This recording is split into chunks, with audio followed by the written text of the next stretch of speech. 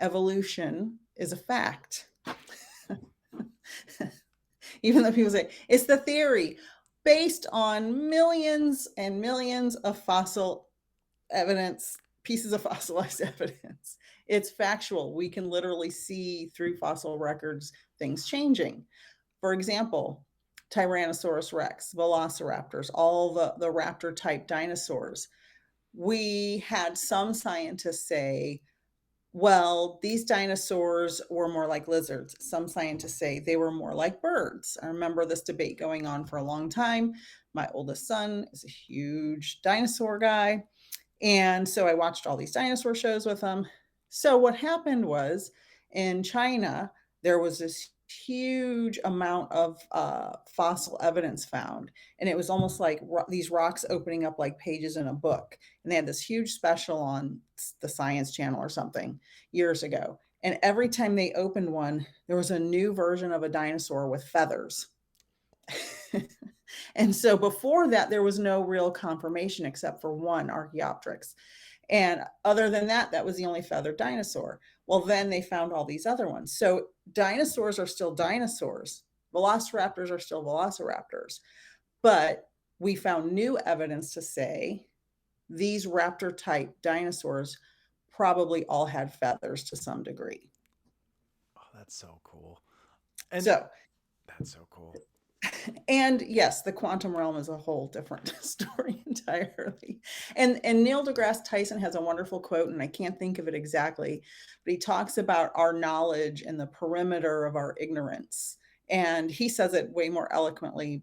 And if I think of it, I'll email it to you. But it's a beautiful quote because we know a certain amount of things, but we don't know so much more.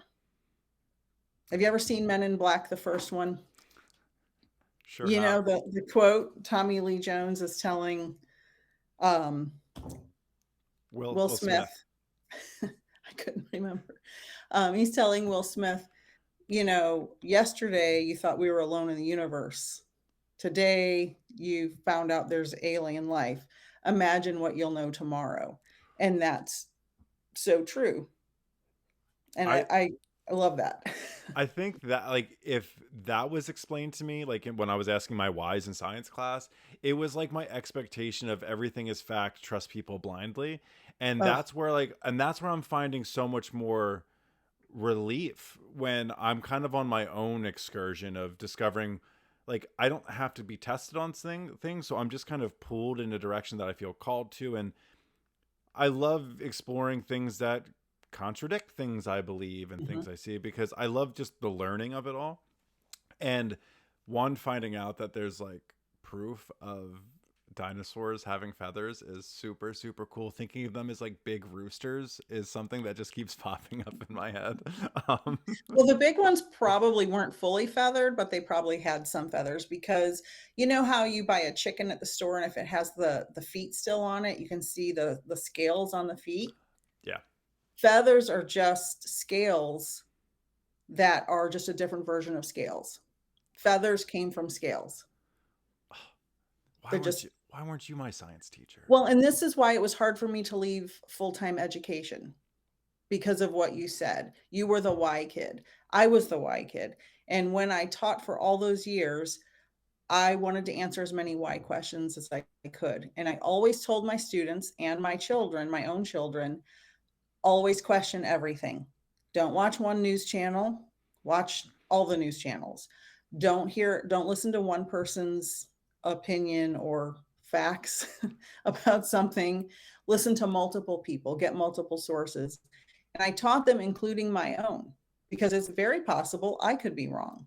That came back to bite me when my kids got older and said, Mom, you told us to question everything, even you. So that was a little frustrating, but they listened. And it made the students I had and my kids more aware of how to take information in and the proper way. it's about building a relationship with the person that you're talking to as an educator, right? It's so much more than just like, hey, this is the textbook. And that's where I didn't vibe with school, like the traditional Mhm. schooling system, because of that. Like I felt like it was so much more someone talking at me. And then don't get me wrong, I had wonderful teachers,